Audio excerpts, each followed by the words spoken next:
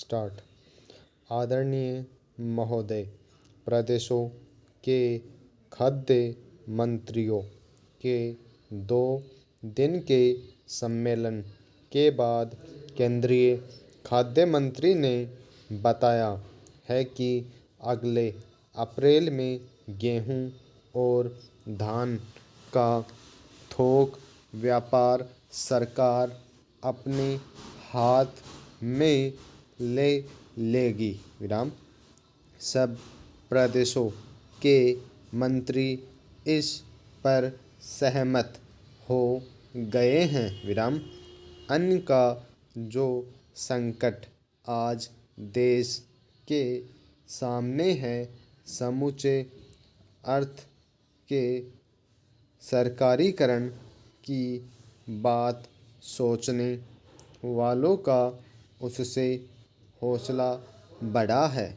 हालांकि पिछले वर्षों के भयंकर अकाल के समय भी सरकार ने ऐसा करने की बात नहीं सोची, लेकिन अब आयात निर्यात, चीनी, कपड़ा, लोहा, अनाज आदि सब के व्यापार पर सरकार कब्जा करना चाहती है, क्योंकि इस सरकारीकरण को ही समाजवाद का पर्याय समझा जाता है।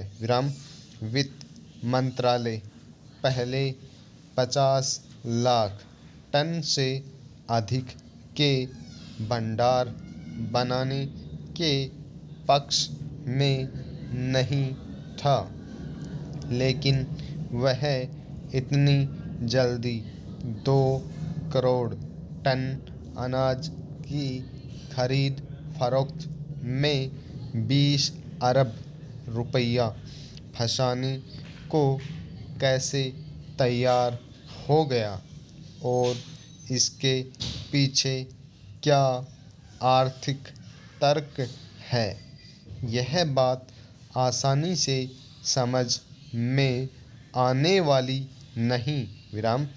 अभी तक सिर्फ 6 प्रदेश ही इस क्षेत्र में कदम बढ़ाने को तैयार थे, लेकिन अब सब प्रदेशों ने किस आधार पर इस फैसले का स्वागत किया, इसके कारण भी स्पष्ट नहीं।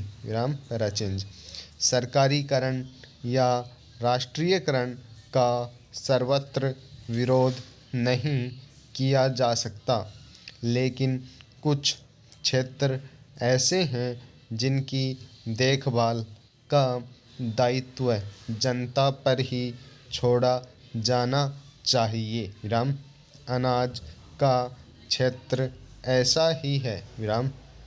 जमाखोरी और मुनाफाखोरी रोकने के लिए सरकार कठोर निरीक्षक की भूमिका यदि निभाए और अभाव की पूर्ति का ही जिम्मा संभाले, तो समस्या का द्विपक्षीय हल भी निकाला जा सकता है और सरकार बहुत सी परेशानियों तथा आलोचनाओं से भी बच सकती है।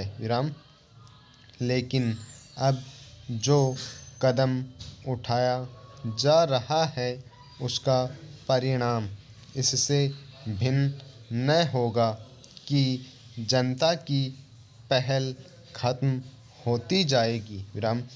एक के बाद दूसरे क्षेत्र के सरकारीकरण की आवश्यकता महसूस होगी और सरकार तथा जनता की दूरी दिन प्रतिदिन बढ़ती जाएगी।